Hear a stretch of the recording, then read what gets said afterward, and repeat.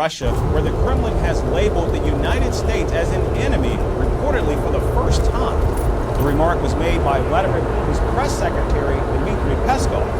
Until now, neither Putin nor the Kremlin had ever referred to the United States as an enemy of Russia. During a press briefing, Peskov said, quote, "We are now an enemy country for them, just as they are for us." Now, this was in response to a claim made by a former American intelligence officer who was recently barred from traveling to Russia and had his passport confiscated by U.S. border officials. Now, the Kremlin's shift in rhetoric comes days after U.S. President Joe Biden allowed Ukraine to strike inside Russia with some American weapons. Latest reports say Ukrainian forces have used U.S. weapons to strike Russian targets inside Russia to defend the Kharkiv region. Now, this has angered Putin even further, who has now warned that Moscow could arm other countries with similar weapons to attack Ukraine's Western allies.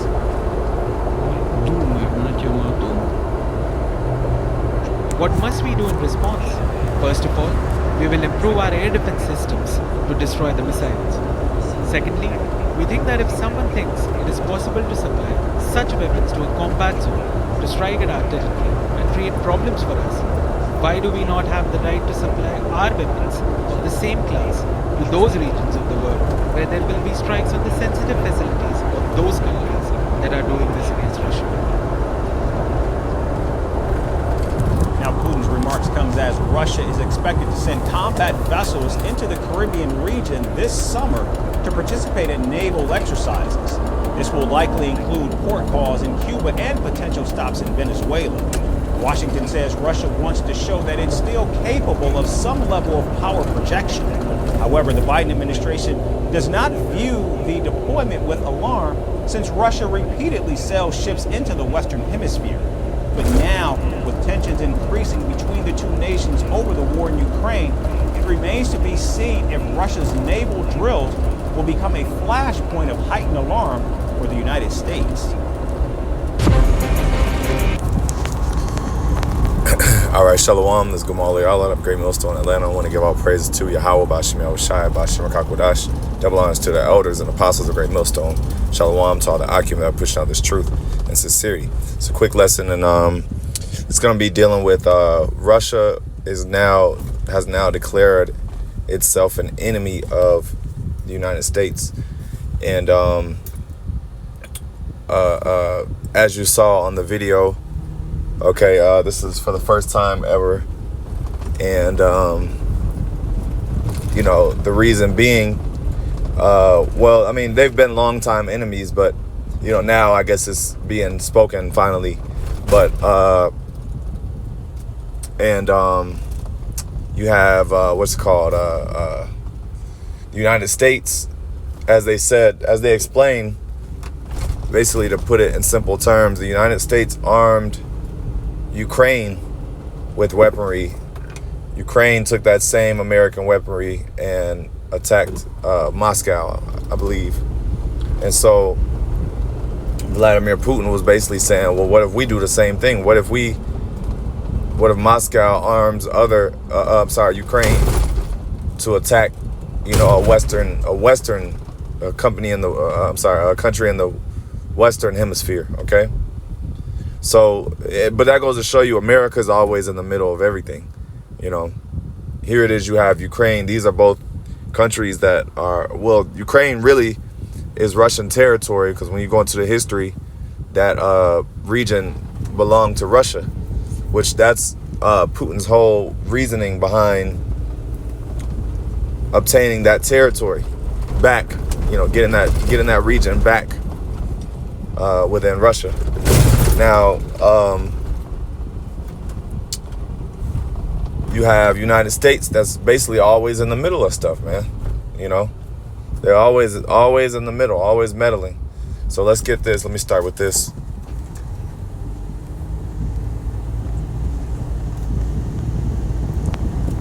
Jeremiah 51:7. Babylon has been a golden cup in the Lord's hand that hath made all the earth drunken.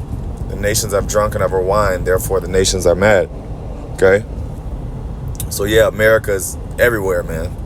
What drunken what? That wine Okay, those philosophies and ways of Western society, Western culture, Western democracy. All right, which these ways have rubbed off on other countries, and everyone has done dealings with America, man. All these countries have done some form of agreements and dealings with the United States. And when it says, therefore the nations are mad, okay? And anytime you look up within international news, America is somewhere in the midst of it. Anytime you look up, if it's something major or bad or upsetting that's happening, 9 times out of 10, America is somewhere in the midst of it, in the midst of the issues, okay? But also, it goes into, this video would go into Ezekiel 38, which we always bring out, how the Lord is going to put hooks into their jaws. And I'm not going to read the whole thing. Those that, have been around should know this. But we'll get into it. Ezekiel 38, briefly. It says, and I will turn thee back and put hooks into thy jaws, and I will bring thee forth in all thine army and horses and horsemen, all of them clothed with all sorts of armor, even with a great company with bucklers and shields, all of them handling swords. Okay. So the Lord is going to you put hooks into the jaws, because when you read up in verse 3, it says Gog and Magog, which is today modern day Russia. All right, and he's going to put them back into a very militant spirit. We always bring up the USSR, and the USSR was a very mighty nation, man. They were damn near, they were a world power, but during the Cold War, there was a race of dominance between the USSR and the United States, okay, which the United States would prevail. But that goes to show you the power of Russia. But that also goes into the history of them being enemies. That proves the fact that these two world powers, they're indeed enemies, because you have the BRICS and you have NATO, okay, and these are two different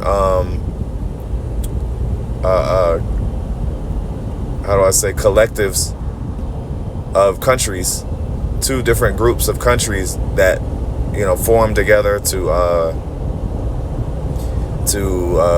commence trade deals.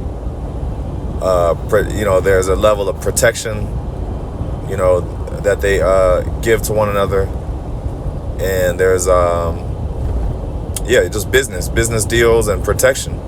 And then like I said, that's NATO, and then you have BRICS, which do the same thing, but that's Brazil, Russia, India, China, and South America. South America. All right. So, these are enemies, man. These are enemies. They're on opposing sides. The BRICS wants to dump the dollar. That's among their top. That's among their top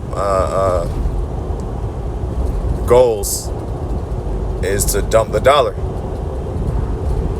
All right, which that can be taken from America as an enemy move. All right, so you don't want to use our currency anymore, the petrodollar. So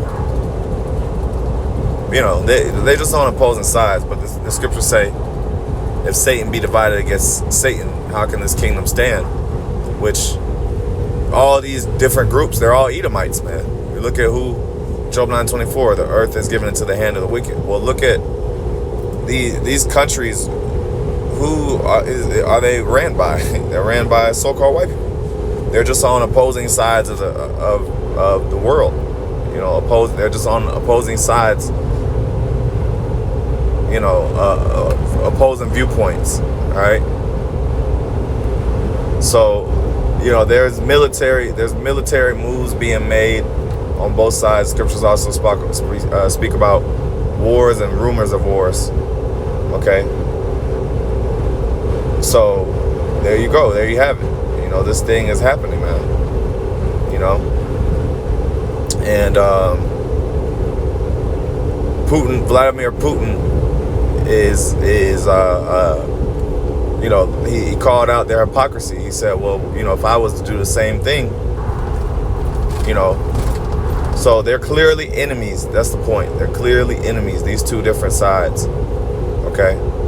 And it's not surprising that they're coming out and saying it, but it is surprising how long it took them to actually declare the fact that they're enemies. But that's a heavy statement. Okay. This is prophecy. Because ultimately, at the end all be all is America will be destroyed by thermonuclear destruction, and a lot of those missiles are going to come from Russia.